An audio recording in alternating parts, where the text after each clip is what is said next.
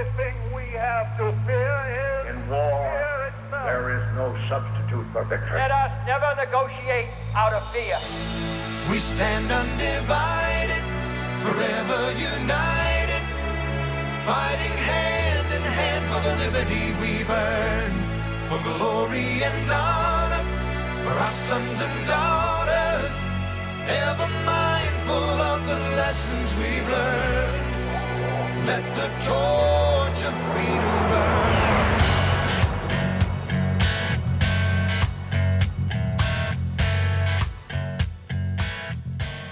Welcome to Wall Builders Live. This is the intersection of faith and politics, and we're glad you're with us this evening.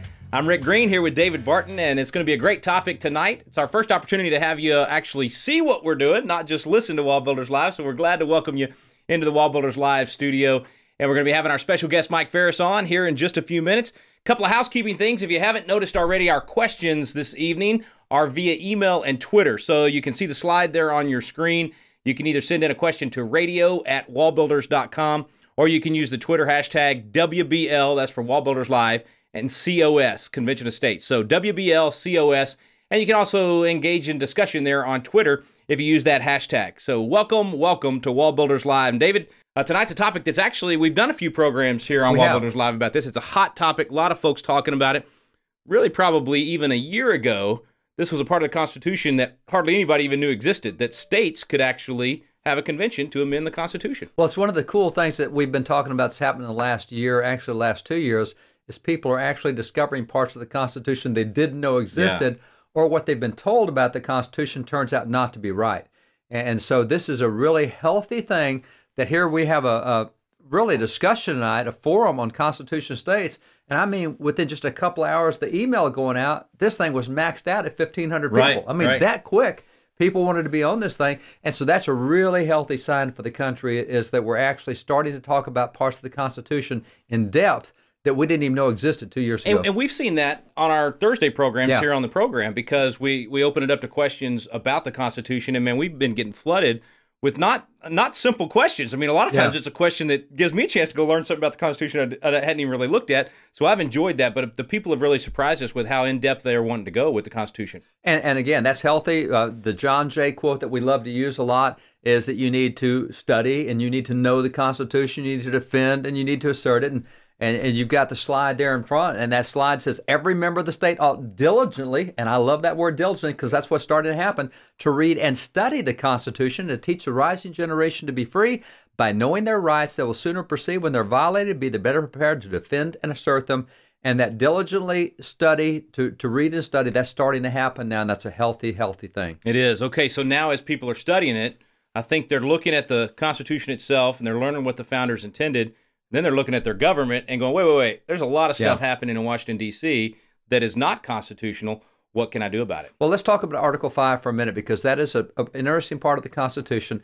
Alexander Hamilton, when they did the Federalist Papers, and the Federalist Papers are considered to be the most authoritative commentary on the Constitution, at least that's what James Madison said. And so in the Federalist Papers, Alexander Hamilton talks about, we gave every branch constitutional tools for self-defense. And so the states have a constitutional tools for self-defense. The people have the Ninth Amendment is the people, 10th Amendment is the states. So all of these entities, you got the president, you got the Congress, you have bicameral Congress, you've got the judges, you have the people, and you have the states. Those are the major entities. Every one of them has constitutional tools for self-defense.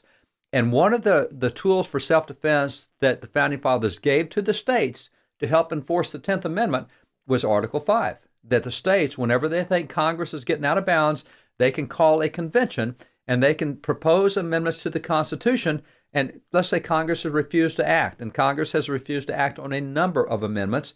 And all the states have to do is say, okay, we'll act. We're closer to the people. You guys are not listening well, so we'll do something. And that notion of convention of the states, and I'm going to make a big distinction tonight, because you and I have talked about this before, but you and I both 3 years ago were opposed to this notion. Yeah, I mean, we were opposed to, and worried about what could happen, all the reasons that Well, and in my case, it was because I'd been told about Article 5. I hadn't read Article 5, and so Article 5, I always heard, well, that's about a constitutional convention. I don't want a constitutional convention. No, I don't want them starting over. That's right. I don't want them to, throw the whole thing out and start over. And I'm not. And so tonight, I'm not going to call it a constitutional convention because it's not. It's a convention of these states. And I used to make that mistake. I even would do that in Constitution classes. I'd be teaching. I'd use that word, constitutional convention, and somebody corrected me. Said, "Wait a minute. That means we're starting over and doing it all over again. This is not a constitutional convention." Our guest tonight, I think, has really helped to frame the right terminology, convention of states. And I'll tell you what really got me was when you see Article 5, and it's there on the screen in front of you, the slide that you see, it says that you can, in the middle, there says the several states shall call a convention for proposing amendments as part of this Constitution. That means you can't have a runaway convention that comes up with a new Constitution. You can propose amendments to this Constitution. We can't propose a new Constitution. That can be done elsewhere, another way. But a convention of the states can't do that. They can propose amendments to this Constitution. So that's the first check on a runaway Constitution or runaway convention is the Constitution language itself. Yeah. And I had never read that. I'd always been told, and by the way, I got to go back to the original one because I was always told that, well, a runaway convention, that's how it originally happened in the first place. They sent the Founding Fathers there to amend the Articles of Confederation, and they ran away with the convention and came up with the Constitution. How many of y'all out there have heard that? I know you have, because we've heard it many times. That was the reason we didn't want another one of those. Yeah. Well, time out. It couldn't have been a runaway convention because the states ratified the product that came out of that convention. The states said, that's exactly what we sent you there for. And the history is really clear that the states have control over their delegates. The example I love to use all the time is the states when they sent their delegates from Pennsylvania to the Second Continental Congress, and that's not a normal authorized body because the states had their the Continental Congress was kind of like the Constitutional Convention gathering. It was an outside of government body, and so you had Pennsylvania send them there and says, "Do not vote for independence." So all their delegates did not vote for the Declaration, but then they sent new instructions to their delegates and said, "Vote with all the other states. If all the other states go with independence, you go for it too." And so the other states went for independence, but half of the delegates in Pennsylvania did not go for independence. They voted contrary to their state's instructions. Those 5 were called home and replaced with 5 new delegates who went the other direction. So it was real clear. The states had control of their delegates. It was not a runaway convention. We know that because the states ratified what came out of it. They didn't say, "What did you give us? This isn't why we sent you." They said, "Yeah, here's the Constitution we want." So it's really clear, and that's kind of what has gotten you and me on the other side of this. Is I don't think it hurts the Constitution to use the Constitution, quite frankly. One of the things we've talked about before that was really a game changer for me was this idea of if something happened there, when I realized the relief valve that the founders gave us. No matter what happens at a convention of states, it doesn't become part of the Constitution. It goes back to the states and has to be ratified. And just adding it up and realizing that only 13 states could kill any amendment that comes out. Let me change that. It's not 13 states. It's one chamber in 13 states. That's right. And so think of New York City. Think of the senators from New York. How blue is that? Yeah. Hey, the Republicans control the Senate in the state of New York. So that's a really blue state. And yet you could kill it there. And you got New Hampshire, really blue state, and Republicans have one of the chambers there. They're not going to give you a new Constitution. Yeah. You have the same thing with Pennsylvania. So you look at even the really blue states, I don't care how pessimistic you are, you can name 13 chambers that would say no to this, and that's all it takes to stop this. So it can't be a runaway. There's no way for it to be a runaway. Well, we've got a special guest with us tonight that has really spent a lot of time on this, and he's actually been a great hero in a lot of areas for our nation, specifically that of education for sure.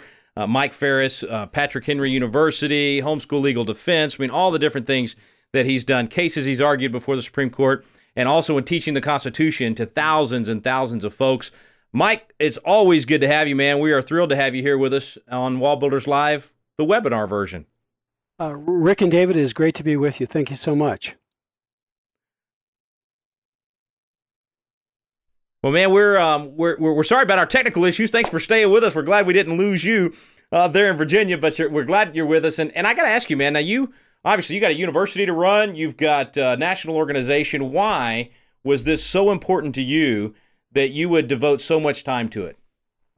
Well, after the 2012 election, I basically came to the conclusion that our country was going to crash and burn. Our liberties were going to be absolutely curtailed. There's a lot of measures of the problems with our government. The national debt is the tip of the iceberg and is the easiest to quantify. But I just looked at the situation and said liberty is going to die in this nation if we don't do something about it. And so because I've been a student of Article 5 for over 30 years, I litigated one of the last Article 5 cases in our federal court system. It went to the Supreme Court. That was on the Equal Rights Amendment when Congress tried to change the ratification deadline for the ERA. I represented 4 Washington state legislators in challenging the constitutionality of that. So I became a student of Article 5 as a very young lawyer, and I've been in practice now for about 37, 38 years.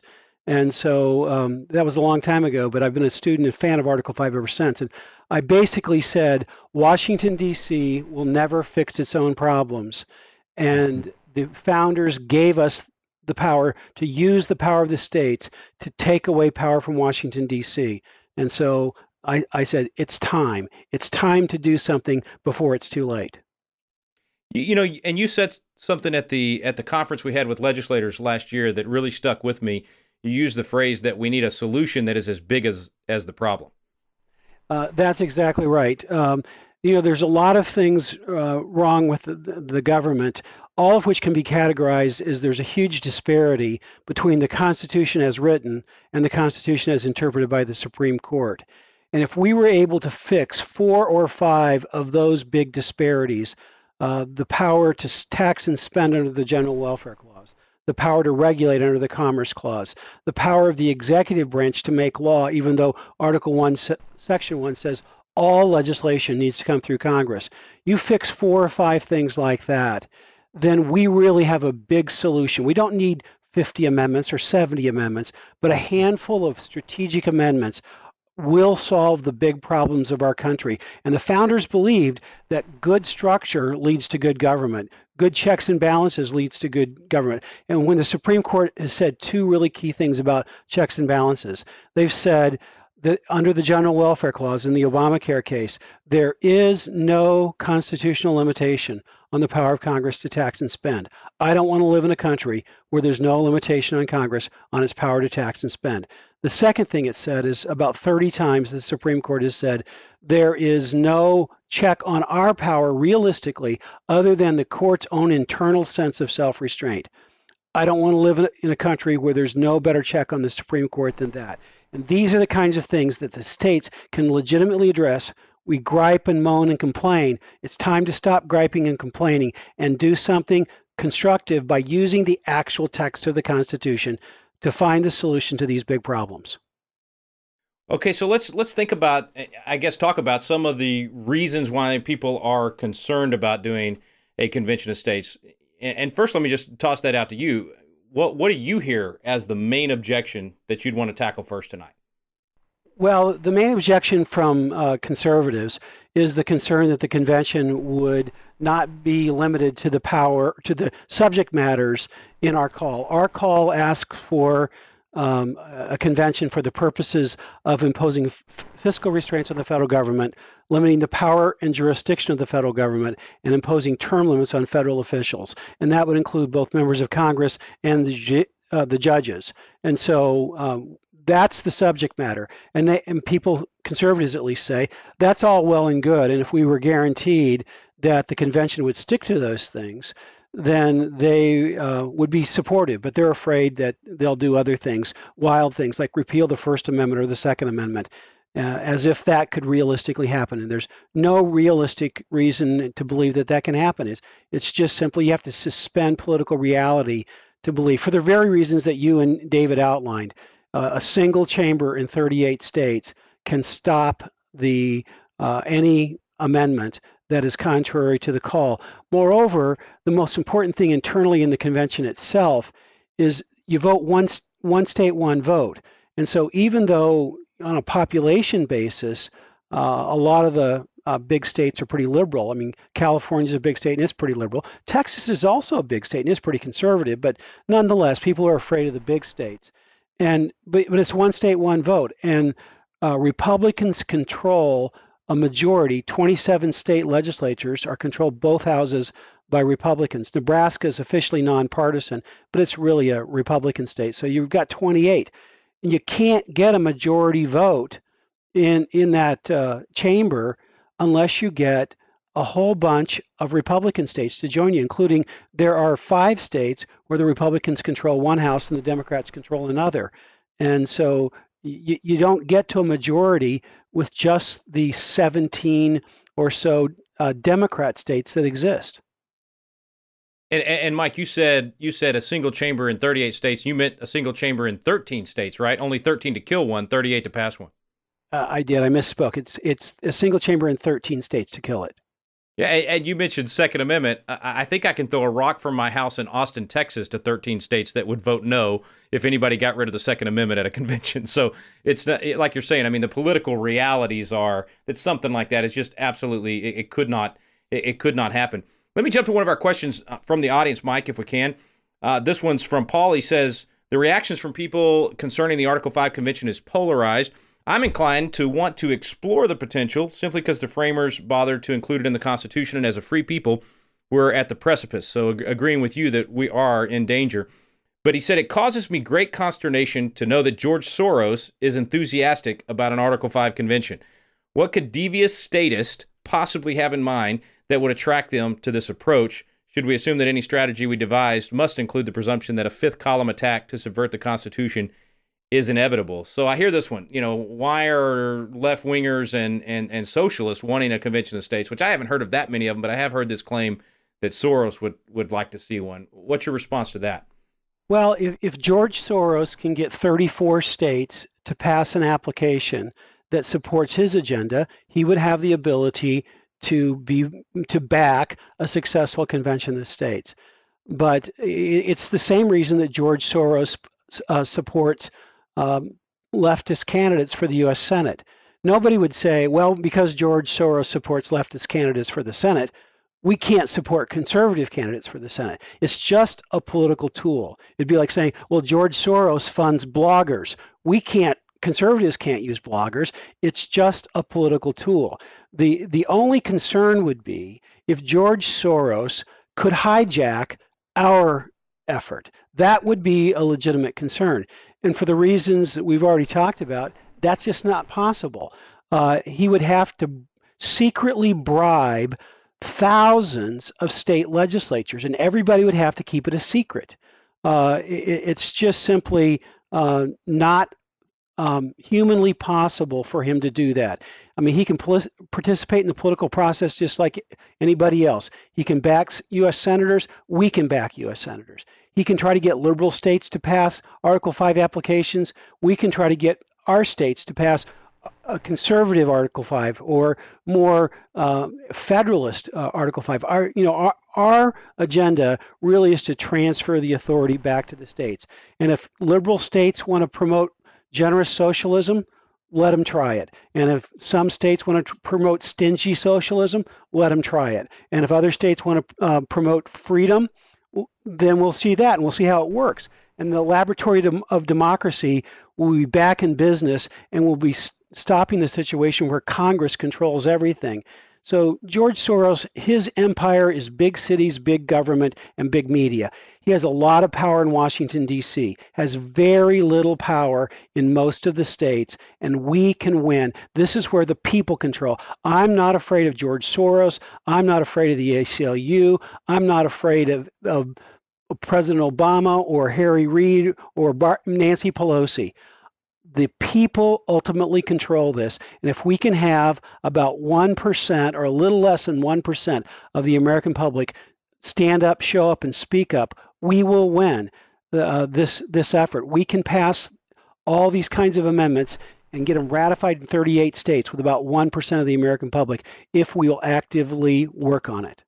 If people just take action, and David, you've heard that too. You've had to feel that same question about this. That the source question I hear a lot, and people use that as a reason not to be involved. And let me throw a couple of things out on that.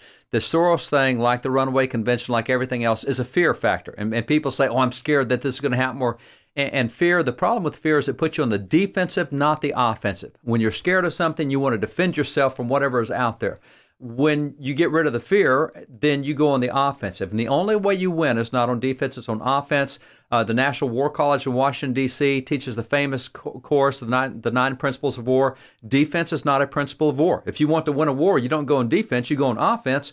And the military actually teaches that defense is a temporary condition in which you reorganize to go back on offense. So the thing of, Soros is that, look, I'm not scared of Soros. And as Mike said, I mean, we'll fight this debate in the political arena and we'll win. There's no question about it that we will. But I'm not going to let the fear of Soros back me off. And as Mike gave some examples, I'm going to give a corollary example, something that's been happening in the news recently. My political philosophy is extremely different from Hillary Clinton's. I mean, there's not much in common anywhere. Yeah. The one thing I have in common with her is she has been saying the last 2 weeks the greatest, most influencing book in her life is the Bible. Well, I will say that's my greatest, most influencing book. Now, that in and of itself is news, but I think we need to alert the media because David Barton and Hillary Clinton, he just said he agrees with Hillary Clinton on something. This is news. But see, the thing is, her reading of the Bible leads to abortion. It leads to same-sex marriage. Right. So am I going to back off and not use the Bible because Hillary Clinton is using the Bible? Because she's misapplied it? Yeah, because she loves the Bible, so I must be wrong in loving the Bible. No. You don't run things like that. Who cares if George Soros wants to have the convention? That's fine. That doesn't back us off in any way. So get rid of the fear stuff. And so much of the argument you hear is what if, and it could be, and it might happen. Yeah, and it might have a blizzard in Texas on the 14th of July, and we might get hit by a meteor tomorrow at noon. Don't worry about the what ifs. Don't get the fear stuff. Go on the offense with this stuff, and it's time to go on the offensive and get our federal government back. Absolutely. Mike, I'll throw a technical question at you first, and then we'll get to some strategy questions that we've received. This one's actually a Twitter question from Kit1288. Do the states have to ratify exactly what comes out of the convention, or can they ratify separate parts of what comes from the convention? It will be just like the Bill of Rights. There will, under our application, which is basically the same approach as Mark Levin's book, The Liberty Amendments, there can be, 3 to 7 to 8 to 10 amendments, something like that. And just like the original Bill of Rights, when 12 amendments were sent out and 10 were initially ratified, we can do the same things. The states will vote yes or no on each of the proposed amendments. So if there's a balanced budget amendment, a term limits amendment, an amendment that reins in the Supreme Court, an amendment that takes away the ability to make treaties that control domestic policy of the United States, let's say 7, 8 amendments like that, the states will have, 38 states will have to agree on those amendments one by one. Okay, so then let's take that to a strategy question in terms of how to have this convention and what would be covered. We had several questions on this. I'll try to summarize a couple of them real quick here. One's from Mike, one's from Charles.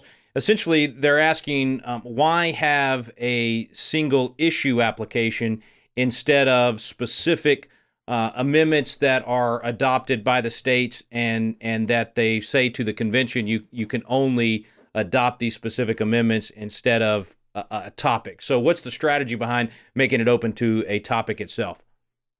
Well, there's a real legal question whether or not states can ahead of time write the text and bind the convention to exact text.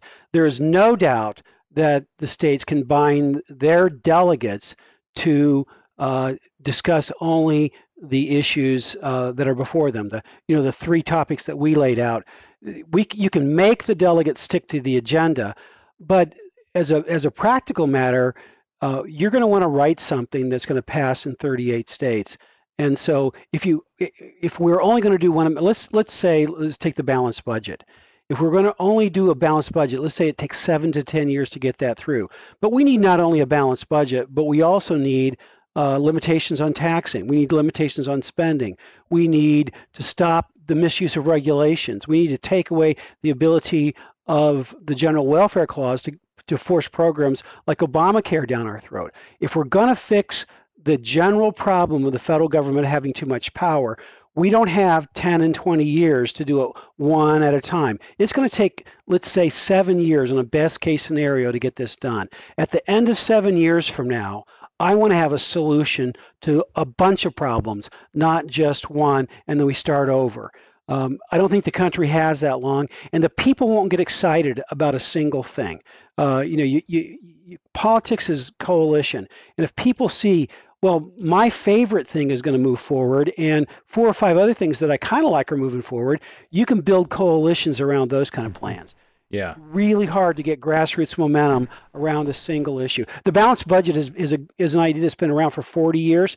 We've never been able to get to 34 states because there's not enough grassroots momentum behind that single idea. Yeah, that makes sense. Good strategy. Dave? Yeah, let me add what Mike was saying too, because when the thing about limiting the states can control their delegations, but the content of the amendment is a real question, as Mike said. Go back to the original Bill of Rights, as Mike pointed out, because he talked about the ratification process. But when they got together to frame the original Bill of Rights, as I recall, there were, I think, 7 or 8 states that had their proposals for the Bill of Rights or amendments. One state, I think, had eight amendments they wanted, and one state had 19. So they got together and they worked it out into the 12 that they sent to the states. Some of them covered the same issues, some of them didn't cover the same issues. And yet, even though one state may have raised one issue, the other state said, we didn't think about that. That's really good. And it got ratified in the Bill of Rights. So when you get them into that room, if you bind them down with a particular language, you really limit yourself. And I'll give you an example. When Oklahoma passed the American Law for American Courts Act there, it got struck down real quickly. But the other states looked at that and said, no, we could have written the language a whole lot tighter, a whole lot better. And so it's gone through the other states. And they've been able to fix it and they've make it been able better. to fix it because they changed the language. So if they had taken Oklahoma's language and gone to the convention with that and said, here's what we're going to pass, and the other states said, no, we got better language, and Oklahoma said, we didn't see that. And that's why you want that input of having these folks there to be able to say, yeah, that is a better suggestion than what we had. It still gets the same heart of the content, but it makes it so much tighter when you have the experience of other people and other delegates in other states there. And as Mike said, you can build a coalition because, some states wanted the Second Amendment, a big thing in theirs, and others wanted religious liberty and freedom of conscience, and others wanted no pay raises for congressmen. Well, once you got them into that Bill of Rights, those 12 things, 10 of them got ratified because they built a coalition around those multiple things. And like Mike said, you cannot do this in 10 separate constitutional meetings. You can't have a convention of states 10 times. It's just not going to happen. Yeah. Okay, Mike, got an email question here from Joan. She said, Congress and the president don't follow our Constitution now. Why do you think they would follow new amendments? And actually, she does ask, why not use nullification? She says it's provided for in the Constitution. David and I have done several programs on that. We don't agree with that. We're not for nullification when you think it's unconstitutional. But rather than getting down that rabbit trail, why do you think that they would follow any amendments that came out of a convention of states?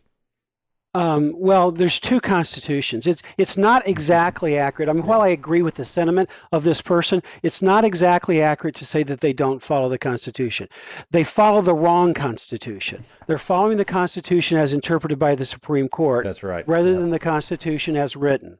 And so, I mean, once in a while the Supreme Court gets it right. The recent Second Amendment cases by the Supreme Court are pretty much dead on.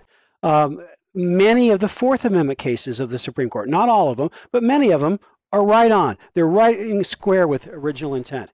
And so there are other things that we get right. But there's a few important things that we're getting really wrong. The General Welfare Clause, the Commerce Clause, and the other things. And if we rewrite the General Welfare Clause rather than saying general welfare, which gives them the idea that they have broad language that gives them a lot of flexibility, if it says, the federal government cannot spend money on any topic for which the states are jurisdictionally competent to spend money, the General Welfare Clause goes away. I mean, the problems with it go away. And if Commerce Clause is restated as the United States Congress, under the Commerce Clause, has the power to regulate shipping and nothing else. Most of the problems that we have with the Commerce Clause go away. And so it's really the Supreme Court you got to aim at. The Supreme Court does follow constitutional amendments, usually for a long time. And let's say, we put this in, we fix the Commerce Clause, we fix the General Welfare Clause, and 50, 75, 100 years from now, the Supreme Court starts to stray. Well, 2 things. First, we've had 50 to 75 years of good government. That's a big thing. We did a good thing by stopping runaway spending for the next 50 to 75 years. Secondly, we have taught America that they can use this process. And so if Washington, D.C. ever dares to start building its power again, we can do the process a second time 20 or 30 years from now, and we'll fix it again. By having this power, it will change everything in Washington, D.C. If Washington, D.C. is afraid of the states and afraid of the people, Washington, D.C. changes forever. You know, so if I'm understanding you right, I like how you said that there's basically two constitutions out there. There's the real Constitution and the original intent of the Constitution, and then there's this interpreted Constitution by the court. So a congressman can stand up and say, well, I'm following the Constitution because I'm doing what the court said the Constitution says. And what you're saying is a convention of states gives us a chance to redefine or really go back to the original definition, make it clear in the Constitution that that's the original definition. And they have to start over with their misinterpretations, and that could take 50 years because, like you said, they will tend to follow that amendment for decades before you start seeing them make it what Jefferson said, wax in their hands. That's exactly right. And one of the amendments that we certainly need to address is changing the nature of the Supreme Court so that it no longer has no realistic check and balance on it. There are a number of good ideas out there. Mark Levin has proposed some ideas that are sound and are worthy of investigation. My idea on how to fix the Supreme Court is kind of an ironic thing. The court has fallen in love with international law. And so I have a degree in public international law from the University of London. I wanted to be able to fight UN treaties on a more effective basis. So I went and got a lot of opposition research and got an LLM in the process. And the European Court of Human Rights gives us a really good idea of how to fix the U.S. Supreme Court. That court has 46 countries. They have 46 judges. Every country appoints one judge for a limited time, and they sit in panels of 9 normally. Now, they do have a procedure that in rare cases, all 46 judges can participate in writing in a case. And there's no reason we can't do that for the Supreme Court. Have the states appoint 50 judges. You draw up panels of 9. You hear most cases. 50 judges in writing can review exceptional cases. But if you have state-appointed judges for 8 years and no longer where Justice Kennedy is controlling everything in the country because one man swings everything, this nation changes radically, and the Supreme Court becomes what the founders intended in the first place, and that is the least dangerous branch of government. Yeah, man, good stuff. Okay, a Twitter question here for you from Paul. Who chooses the delegates? I think the correct term, if I learned it right from you, is commissioners. Is that correct? And he also said, I live in New York and don't want only New York City delegates sent to the convention. So who gets to choose? Well, in New York, the Senate is Republican, as David has noted earlier. The House is Democrat. They're going to have to work together and appoint the delegates from New York. The legislature in every state appoints the delegates. And so they will. The recommendation is they appoint a relatively low odd number, but the states can choose whatever they want. If they want to appoint 11, they can appoint 11. If they want 3, they can appoint 3. My own recommendation is they appoint 7 or 9, but they caucus on every vote, and it's one state, one vote. And so, but again, a majority of the states in this country are controlled by Republicans, 28 states if you count Nebraska. And so the Republicans' state legislatures will appoint delegates. And so we walk in with a majority of Republican votes on day one. And, as long as the Republicans hold steady, nothing crazy can happen. Maybe they won't send people that are conservative enough to fix everything we want to fix. Maybe we'll get 75% or 85% of the ideal, but I would rather, get some good amendments out. Yeah.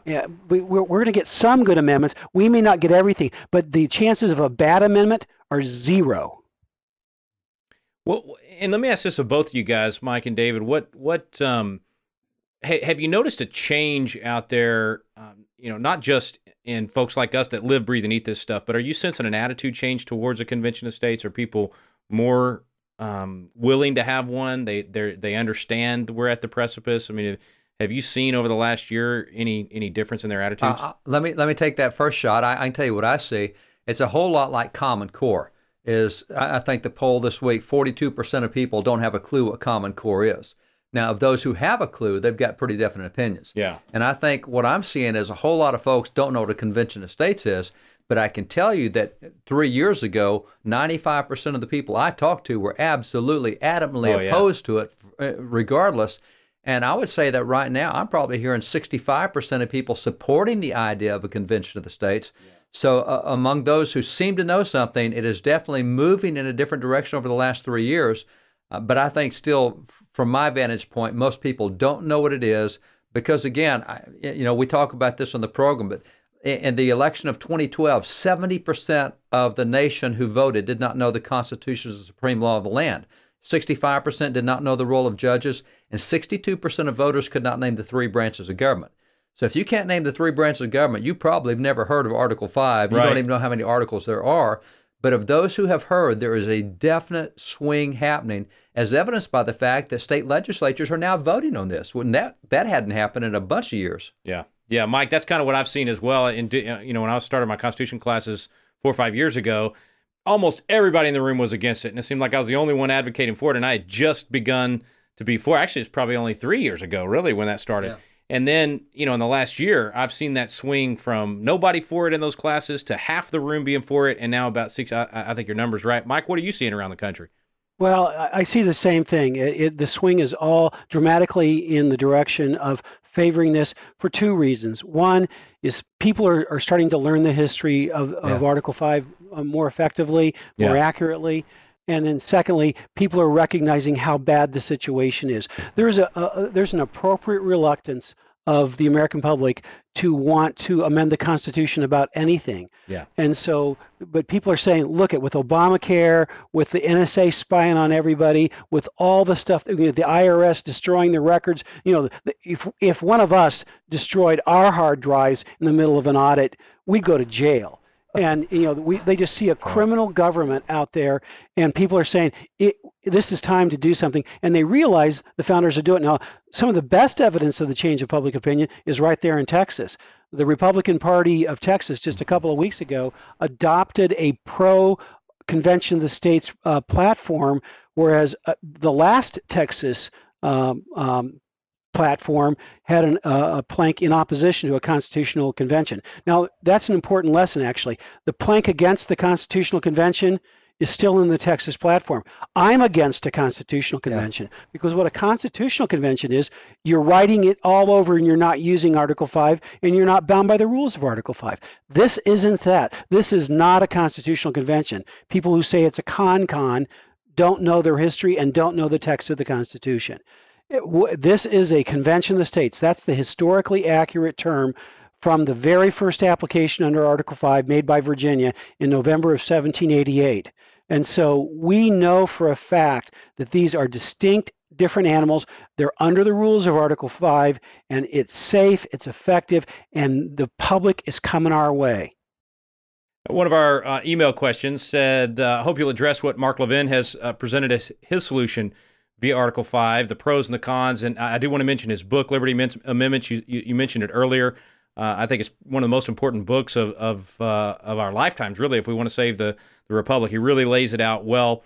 And our question is, do you think there will eventually be a unified action or front, certainly from those that advocate for this and for conservatives? And they also ask, there are some folks out there who have been very critical of the plan, obviously John Birch Society and some of those, Chris Ann Hall and others. Mike, I'll just throw out there, I think some people enjoy just being against and it maybe gives them a platform. And so they maybe have a knee-jerk reaction to this rather than really studying it and really looking at how important it is. So we're not going to get everybody on board with this, are we? Right. No, we're not, but we're seeing if you just look at the momentum of conservative leaders and see where we are, David Barton, you and me, we're three conservative leaders. Glenn Beck has joined our ranks. There are Sarah Palin. Of course, Sarah Palin has joined. Alan West has joined our ranks. Mike Huckabee, U.S. Senator Tom Coburn. Many other people are starting. The momentum is all in one direction, and the only national leaders of any import that are against us really is Phyllis Schlafly. Phyllis is a wonderful woman. She's been in this position for 40 years. She also argues that the Constitution was illegally adopted. I don't agree with that. I think the Constitution was lawfully adopted, and that historical mistake, I think, has led my dear, wonderful friend Phyllis to reach a wrong conclusion. In a 50-year career of absolute perfection, she's entitled to one mistake. That's right. We love her too. Believe That's it. right. I love her. Phyllis is wonderful, but we need to get the history right, and we're going in the right direction. Hey, and Mike, if I'm going to interrupt you just for 1 second before you leave, Phyllis, because one of our questions actually hits that, and they said, "I love Eagle Forum, but Phyllis really hated the idea of a convention of the states when the ERA amendment, the Equal Rights Amendment, was out there." Do you think that's why her animosity for convention of states is so high? Not really. Those are Really? two different issues. Okay. The ERA didn't come through the Convention of the States. The ERA came from the permanent constitutionally amending convention that sits in Washington, D.C. called Congress. Every single day, they have the power to propose any amendment they want on any subject they want. And the reason they don't send out crazier ideas than they do is because they know 38 states will defeat them. If they thought they could get away with repealing the Second Amendment, there have been times in recent years where there was 2/3 majority of both houses of Congress where they would send that out and try it. But they know political reality, and they're not going to waste their time doing something nutso because they know that the states will kill it. And so but Phyllis's objection to the ERA, because I was there, I helped her. I litigated against the misuse of the process on the Equal Rights Amendment. Phyllis and I traveled together in the late 1970s, working on that side by side. And she and I both were against the ERA on substantive grounds, that we thought that our law should allow for differences between men and women. One of the arguments we made is, if you do this, it's going to lead to homosexual marriage. And people laughed at us. Homosexual marriage, that's the craziest idea in the world. Well, it turns out we weren't so crazy after all. But those are two different things. Phyllis, for example, supports an amendment that's in Congress. In fact, you guys support the amendment in Congress that I've been the lead draftsman of, and that's the Parental Rights Amendment. That's right. So we can support or oppose individual amendments on the substance of them, and Phyllis and I are going to agree 99 times out of 100 on the substance of amendments. The only difference we have on this is the procedure. She thinks this procedure is not a good idea. I think this procedure is the only way we have to save the American Republic. David, we've often been told our listeners are maybe the most active audience in radio out there. They love to take action on the things that we have. So, Mike, let's talk about some of the action out there. We've got two questions regarding this in individual states. The first one from the state of Washington. It says, we get some info on this from Freedom Foundation, but no status of Washington State's participation in taking action as of yet. Do you have any inside information about this? And Mike, I think on your website you can click on a state, right, and find out what's happening in that particular state or somehow get involved in that particular state? You sure can. Yeah, so the website to come to is conventionofstates.com. It's conventionofstates.com. And I'm from Washington State originally. That's where I broke into political and legal life. And my primary law license is in Washington State. We definitely have plans for Washington State, but it's one of the more liberal states that are actually in our plans. And we are going to be building a grassroots network, and we'd love to have you and really people from any state to be involved. But I can guarantee you, but if you come to the website, you can click on it. Next year, we're going to be focused on about 20 states. This year, our application in our very first effort passed in Georgia, Florida, Alaska, all the way through. Those states are complete for phase one. We got it halfway through. We got through the House of Representatives in both Alabama and Arizona. We ran out of time in Alabama, and we hit a senator in Arizona that his mother-in-law was the head of Eagle Forum for the state, so we had a mother-in-law problem. But we're going to come back. We're going to come back with a vengeance next year in Arizona, and we're going to win in Arizona. But our goal is to pass it in 20 more states in 2015 legislative session, and then to clean it up and get to 34 states in 2016 and begin the Convention of States sometime in the fall of 2016. That's our ideal goal. If that drifts a year or so, we'll live with that. But if we don't get this done in the next 3 to 4 years, I fear for the future of the country. The time to act is right now. Yeah. Well, the secret to a mother-in-law problem is to compliment her cooking.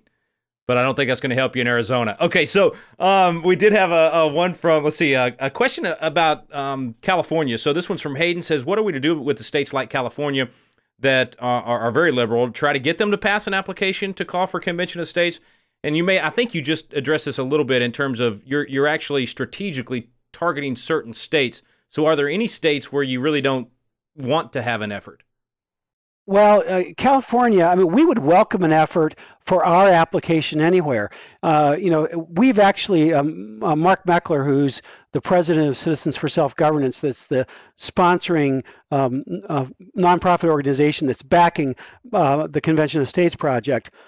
Mark has talked about this in Berkeley, California, and he asked the people in Berkeley, who do you want making the policy decisions on domestic issues for Berkeley? Do you want the Berkeley local government? Do you want Sacramento, or do you want Washington, D.C.? And the answers in Berkeley are, well, either Sacramento or Berkeley, but certainly not Washington, D.C. They think Washington, D.C. is too conservative. And so if California was thinking strategically, California and Democrats would get on board by saying, yes, we want to move the power away from Washington, D.C. and bring it back to the states. And blue states can do blue stuff, and red states can do red stuff, and we'll see which works. And so that would be great for everybody if everybody just put their thinking hats on and think straight. But realistically, we're not expecting anything out of California. Right now, what the people from California can do is get on your Facebook page, you join up so you know what's going on, but make sure you tell all your friends in the 40 states that are a little more conservative than California that they need to join and help us as well. And so just the networking, people telling people how to help is really, really important. Man, that's huge, because the tools we have today versus the founding era, we don't have to put a dispatch rider out there to, spend 2 weeks getting a message there and back. Someone in California, even if their state legislature is not going for it, they can absolutely help spread the word all over the country. With technology today, nobody is any longer allowed to say, I can't do anything. That's right. Everybody's got a platform today. Everybody can reach their however many hundred friends, whatever it is. Nobody's got the excuse of I don't have a platform anymore, because everybody's got one. Hey, Mike, here's one a question that kind of touches back on that strategy and the different organizations that are out there. This is from one of your district captains for Convention of States in Georgia. The question for Mike is, what's the possibility of bringing in some of the other Article 5 groups under the Convention of States banner? As the old adage about strength in numbers is certainly true. Is this something the Assembly of State Legislators can or will address at their next meeting in Atlanta or wherever it's held? So can you address that? There's 3 or 4 groups that are very pro Article 5, and I think a couple of them actually are made up of state legislators, and I know you're corresponding with them and speaking with them. It's important to have have them working on a little bit different aspect of this, right? Right. The Assembly of State Legislators, that was originally called the Mount Vernon Assembly in honor of where they held their first meeting, is working on an important implementation part of this project. They're writing the proposed draft rules to use in the convention, regardless of the subject matter. And so that's really important, and that would be used no matter whose Convention of States is going to be called. There's really only 2 Convention of States efforts that have gotten any kind of material traction. The Balanced Budget Amendment people have been working at this for about 40 years, and depending on who you ask, in my opinion, they have about 18 or 19 states that have valid applications that should be aggregated. Some states' balanced budget applications are written in such individualistic kinds of ways, they really aren't likely to be able to be properly aggregated with the other states. And so they've been at it a long time, and there's both political reasons and legal reasons why I have concluded that that's not the best strategy. The legal reasons are there's absolutely going to be a court challenge if they ever get to 34, because there's a big disparity in the way those are written. Our application is being passed absolutely identical language on the operative sections of it. The whereas clauses don't have to be identical, but the operative language should be and is in our application absolutely identical. That's not true about the BBA. So they're going to have a legal problem.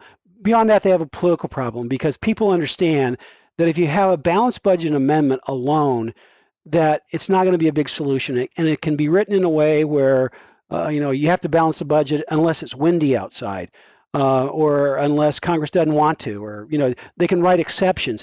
But if it's a part of a whole package where you limit spending authority by fixing the general welfare clause, you limit regulatory authority by fixing the commerce clause. When you put it as a part of a package and you put tax limitations on, then a balanced budget amendment is full, robust, and well done.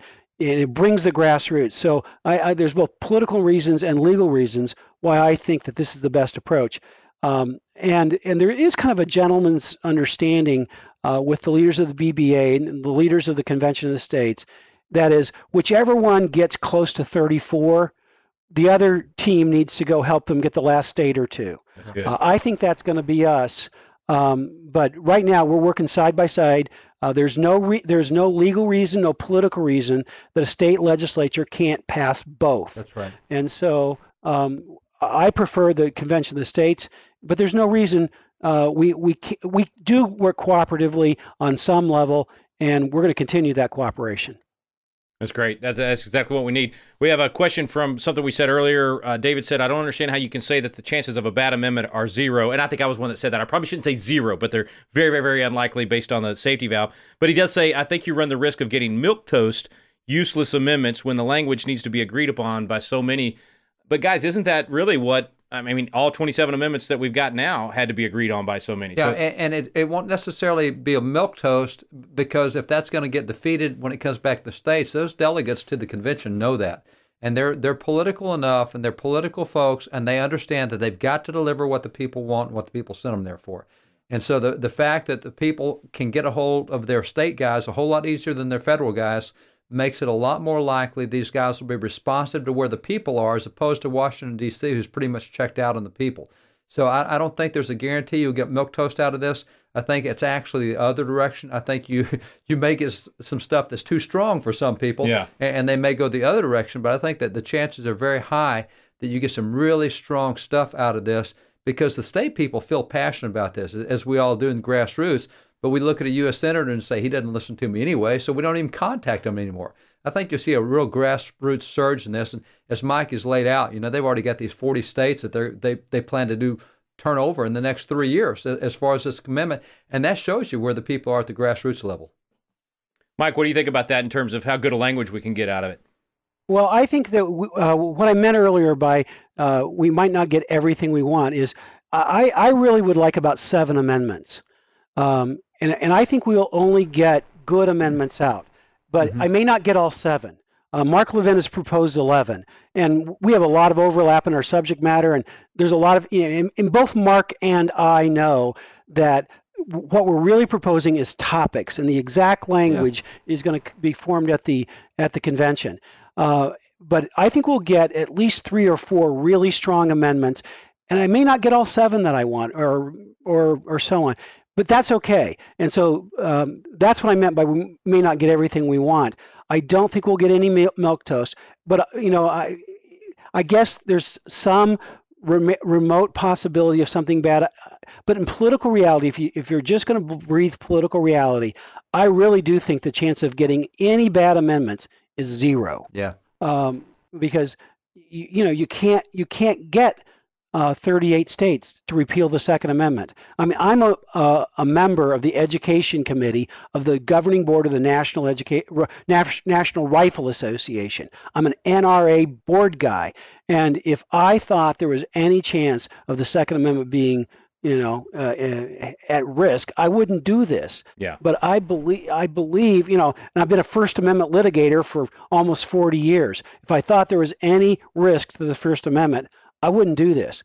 I'm convinced there's not only no risk, virtually no risk at, being really gracious to the other side, but I think it's the only chance we got. And if I can just say one sentence about nullification, let's assume for the sake of discussion that you could do it. I don't think you can, but let's say you could. How many laws do we have to nullify? The entire Code of Federal Regulation needs to be nullified. There are tens of thousands of laws. 50 states times tens of thousands of laws is just not going to happen. But if we fix the General Welfare Clause, thousands of laws are nullified in an instant. That's right. Yeah. And if we fix the Commerce Clause, thousands of laws are nullified the moment it's ratified. And if we go back to the rule that Congress has to pass all laws and administrative agencies can propose regulations, but they've got to be adopted by Congress, the Code of Federal Regulations in its entirety is nullified right now. The states working individually have a very difficult time to pull off nullification, but the states working together through the Convention of the States have the most robust power we have. They can nullify entire categories of law, not just the Common Core. We can take away the federal government's power to regulate education at all. And you know, I'm against the Common Core. HSLDA has a great movie against the Common Core. But I want to take away the power of the federal government to ever regulate education again. And the way you get that done is through the Convention of the States. Let me jump into on something that Mike said, and I want to be real clear here, because Mike said politically the chances are zero, and I agree. I think the chances, however, are 100% that at the convention you're going to get some milquetoast and even some really bad amendments proposed. I think if Connecticut's got a delegation there, you're going to get some bad. They'll propose it. Sure, they'll throw it out there. And I think Massachusetts will, and I think if California comes, they will. But they still got to get it by the other guys. That's and right. You're starting with 28 out of the 50 votes that would be there, and there may not be 50 votes. It may be like Rhode Island, who doesn't send anybody. Yeah. You just have to have a majority who's there. So I think there'll be some bad stuff proposed, and I think there'll be some milquetoast proposed. But you're not going to. Mike's right. Politically speaking, the chances of getting something bad out of that convention are zero, because we already have the numbers stacked in the right direction as a result of what people have been doing in state elections, what we saw in 2010, what we're seeing now in 2014. I mean, this thing is going in a very fast conservative direction at the lower levels, and that's what you're going to see at the convention. It's going to take that kind of a tone. And let's reiterate something here too, Mike, the one vote per state. And you mentioned it earlier, you already went over it, but I just want to reiterate that because some people think, well, yeah, but what if California sends 50 people and they outvote everybody there? Each state gets one vote, no matter how many delegates, commissioners, whatever we call them, actually come to the convention, right? That's exactly right. And so, and you know, if a liberal state doesn't want to participate, yay and amen. That's fine. You know, stay home. That's right, man. It makes our job easier. And you know, who'd want to eat tofu sandwiches anyway? That's good. That's good. Hey, Mike, before we let you go now, if folks that want to learn more or maybe some of their questions didn't get answered tonight, and we had a lot, folks, sorry, there's so many of you, we can't get to all of them, but you've gone through really on the website Convention of States and essentially answered virtually every question that could be asked about a Convention of States. So you've got some great tools there if people want to do more research, right? We do. We have an abundance of materials from one-page documents, half-page documents. There is a 300-page legislative compendium. If somebody wants to be an expert on this, they can read Rob Natelson, who is a retired constitutional law professor, who is the expert in the country on Article 5. We hired him to write a full rule manual on how a convention would be run. And you can read it. And so you can find out anything and everything. And you can also go there to help. You know, we don't want people just to be hearers of the word. We want them to be doers of the word. And so if we have 100 people in a legislative district, we're convinced in most cases that 100 people contacting their state legislator saying, we want you to support a convention of the states, we win almost every vote with 100 people. You know, there'd be some more liberal places where we might need 1,000 people, but there's only 3,000 House districts in the country where we need people. 3,000 times 100 is 300,000 people. That's not very many. That's, you know, about 0.1% of the American public. But if we take the 1,000 per district, and let's just say we needed 1,000 in all per district in all 3,000 districts, that's only 3 million people.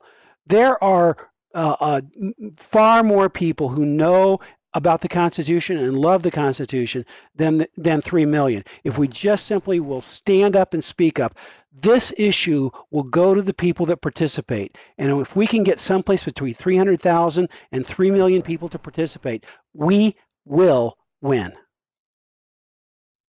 Mike, I want to put your website in here real quick for folks to see if they don't already have it. Great tools there, excellent resources. You also have a phenomenal Constitution class that you make available as well that we want to encourage people to study more about the entire Constitution. Guys, I mean, this could be the most important tool for us saving the constitutional republic. It's time to use, I like how you put it, David, don't be afraid to use the Constitution to save the Constitution. Exactly right. And it is easy stuff, and this is something everybody can make a difference on. This is not, we say, well, what can I do to change the Supreme Court decision on marriage, or what can I do to reverse Obama's executive orders? This is not that. This is something you can do at your level with your state legislator to help fix the whole country. So this is a good time to get involved, a good project to get involved on. Mike, God bless you, brother. We appreciate you being with us and appreciate all your work, not only on this issue, but education in general and all the things you do for. Well, we really appreciate your support and partnership. God bless you both. Bless you, bro. Yeah, thanks, Mike. Appreciate you being on with us. One quick announcement for folks. If you want to do this again and be involved in a webinar, make sure you sign up for our emails. Go to wallbuilders.com and wallbuilderslive.com. You'll be notified there.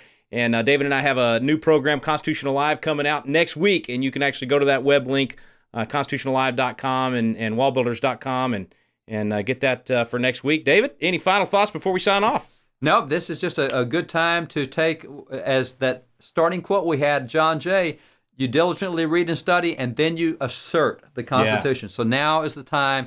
We've done the study of this thing. Now is the time to assert Article 5 of the Constitution and make a real difference. That's a great point. I hadn't even thought about that. I mean, if you're really going to follow the whole quote, you're going to do everything he said. It's not enough to study it, not enough to be ready. You got to go out and assert. You got to actually take action. That puts it back on us. Yep. And I was very pleased when we did the poll at the beginning of the webinar tonight. Most people got it. We're the ones that are responsible. We the people. We're the ones that have to defend the Constitution. So, folks, we hope you'll get involved. Visit conventionofstates.com to find out more about Article 5. Visit wallbuilders.com and wallbuilderslive.com. Find out more about what we're doing here and how you can get involved. We appreciate you joining us on Wall Builders Live with David Barton and Rick Green. We stand undivided, forever united, fighting hand in hand for the liberty we burn, for glory and honor, for our sons and daughters, ever mindful of the lessons we've learned. Let the torch